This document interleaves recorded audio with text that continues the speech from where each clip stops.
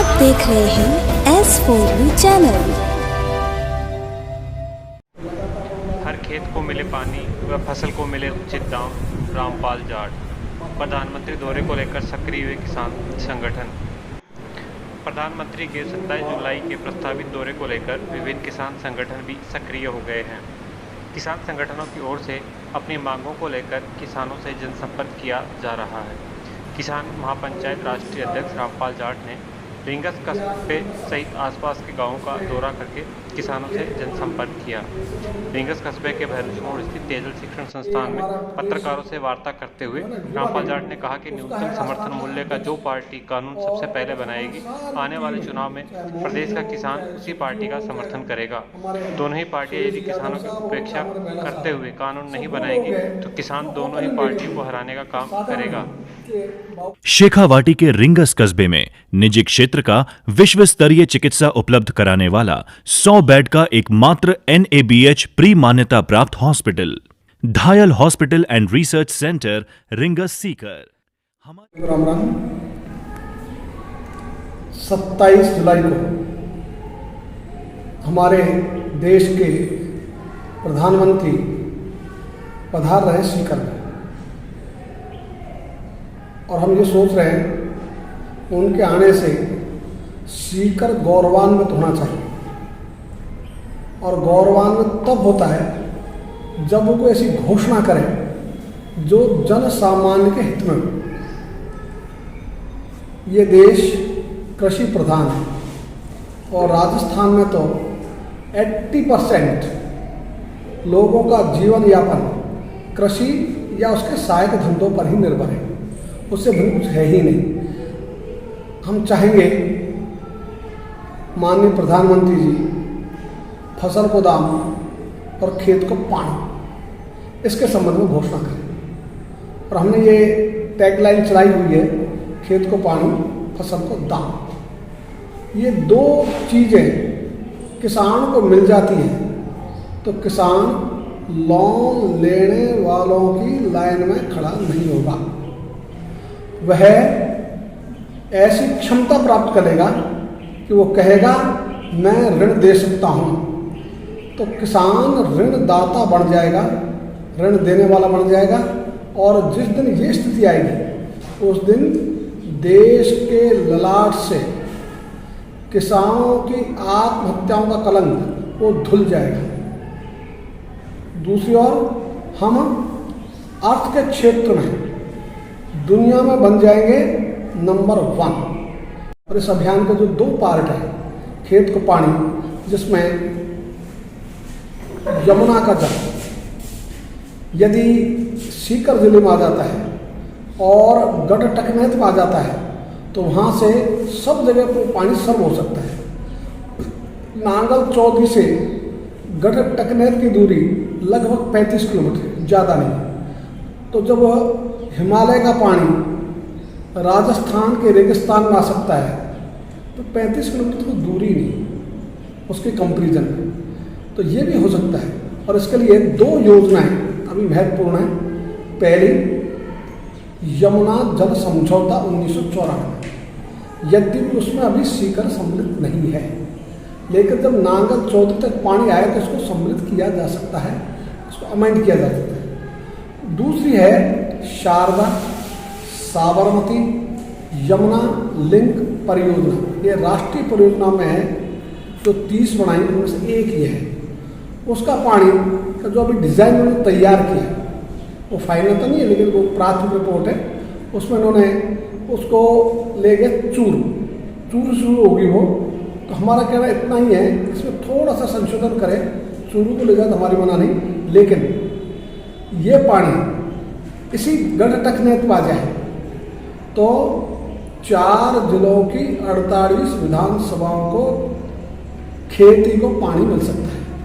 और जब खेती को पानी मिलता है तो पीने का पानी तो स्वतः ही प्राप्त हो जाता है, उसके लिए अलग से कहने की आवश्यकता नहीं।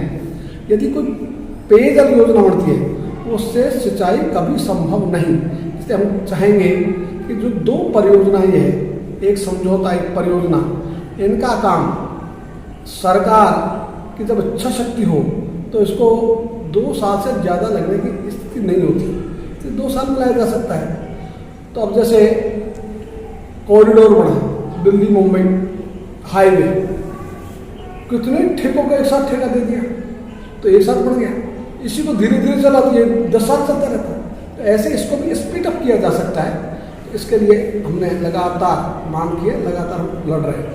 दूसरा हमने कहा खेत को पानी के साथ किसान को पैदा करें, उसको दाम मिल जाए। और हमारे यहाँ राजस्थान में जो प्रमुख फसल है बाजरा हमारी पहचान है, जहाँ राजस्थान का 44% बाजरा पूरे देश का वो राजस्थान में पैदा होता है। तो इतना बाजरा पैदा होते हुए भी उसका दाम नहीं मिलता। पिछले वर्ष न्यूनतम समर्थन मूल्य बाजरे का घोषित किया था 2350 रुपये प्रति क्विंटल।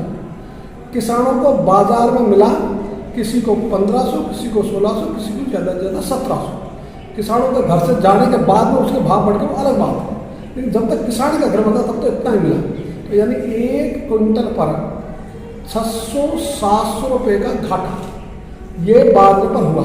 और यह जो बाजरे की पहचान के रूप में खटखड़ है, जहाँ का बीज प्रसिद्ध था बाजरे का, वो तो सरकार की नीतियों से खत्म हो गया, लेकिन उसकी पहचान हम वापिस स्थापित कर सकते हैं। और कल हमने हिसाब लगाया कि उस एक ही गांव में बाजरा पैदा करने के बाद उसका जो दाम मिला 600-700 प्रति क्विंटल कम, एक ही गांव को घाटा हुआ 72 लाख रुपए का।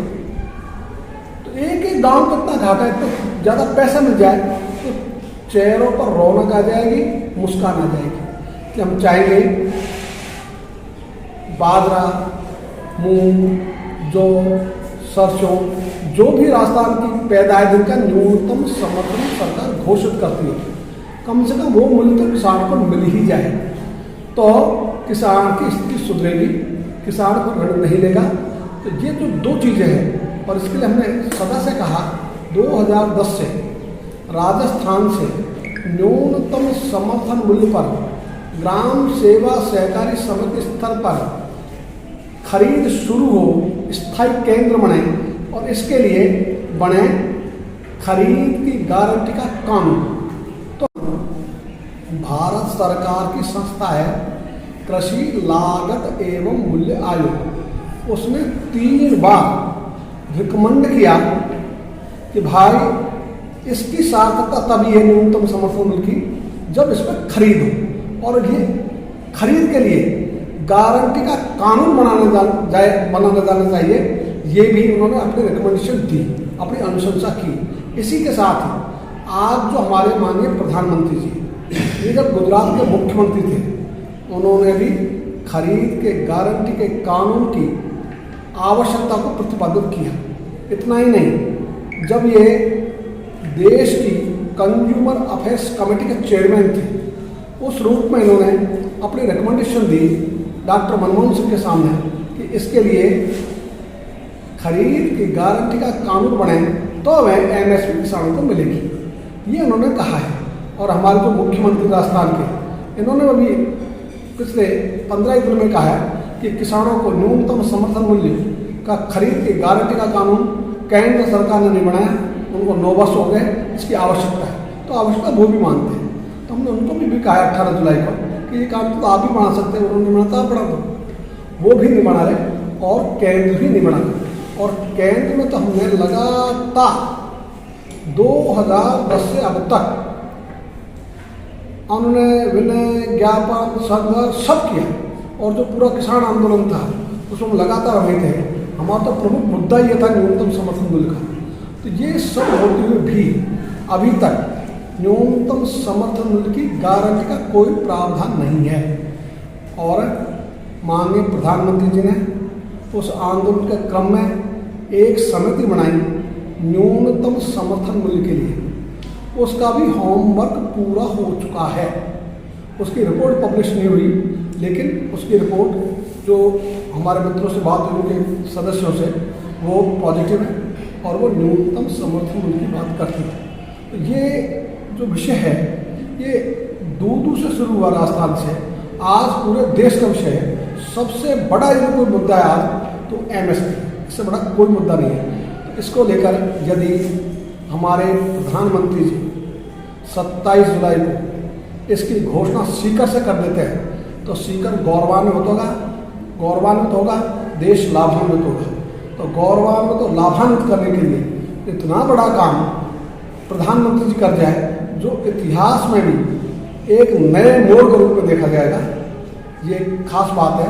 और अभी हमारी दोनों सरकारें जो कानून बना सकती है, केंद्र भी बना सकती है जहाँ एक दल का राज है, राजस्थान राज्य भी बना सकता था दूसरे दल का राज है, और अभी दोनों दल ही होड़ में लगे हुए राज में कौन आए, और राज में आने के लिए वे एक दूसरे को लांछित कर रहे हैं, एक दूसरे पर आरोप प्रत्यारोप कर रहे हैं, सकारात्मक बात नहीं कर रहे।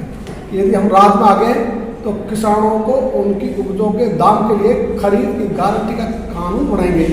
वो ये भी नहीं करें कि यदि हम राज में आ गए तो हर खेत को पानी, ये भी हम देंगे, तो खेत को पानी देंगे, फसल को दाम देंगे, इसकी बात नहीं कर रहे। और अभी तो वो कर रहे हैं, एक कह रहे हैं रिपीट, एक कह रहे हैं डिलीट। तो रिपीट और डिलीट इन दोनों में उनका जंग चल रहा है। और ऐसा नहीं हो कि इन दोनों की लड़ाई में वे शासन से भाग हो जाए। तो अच्छा ये हो कि दोनों दल में से एक होड़ पैदा हो जाए कि पहले कौन कानून बनाए। और राजस्थान के किसानों ने इस बार तय किया है कि जो भी दल पहले ये कानून बनाएगा, राजस्थान का किसान उसके पक्ष में ही खड़ा होगा। और किसानों ने इस बार हमारे कर्मचारी भाइयों से भी सीख लिए कि जो वो कहते थे हमेशा हम सरकार बनाते हैं, हम सरकार चलाते हैं, तो इस बार किसान ने अपना उद्घोष दिया है हम सरकार बनाएंगे। तो इस बार किसान बनाएगा सरकार। तो जो भी दल एमएसपी देगा, खेत को पानी देगा, फसल को दाम देगा, किसान उसी के साथ खड़ा होगा, उसी को वोट करेगा, उसी का सपोर्ट करेगा, उसी के लिए काम करेगा, उसी के लिए सब किसानों से आग्रह करेगा कि इस बार का चुनाव एमएसपी पे चुनाव है भाई। इसलिए जब वोट देने जाए, मशीन के सामने खड़े हों तो जाति, संप्रदाय, पार्टी किसान ये नहीं देखेगा, वो केवल और केवल देखेगा पानी और दाम, इसके आधार पर वो मतदान करेगा। इसी के लिए हम 22 तारीख से सीकर जिले में पहले नीम का थाना विधानसभा थी, परसों कल श्री मालपुर विधानसभा थी, आज खंडेला विधानसभा है, कल हम सीकर जाएंगे। ऐसे जहाँ जा सकेंगे वहाँ जाएंगे, जहाँ नहीं जा सकेंगे वहाँ संपर्क करेंगे लोगों से। और 26 तारीख को शाम तक सब सीकर आ जाए। 27 तारीख को प्रधानमंत्री जी मिलने का समय देते तो उससे मिलेंगे।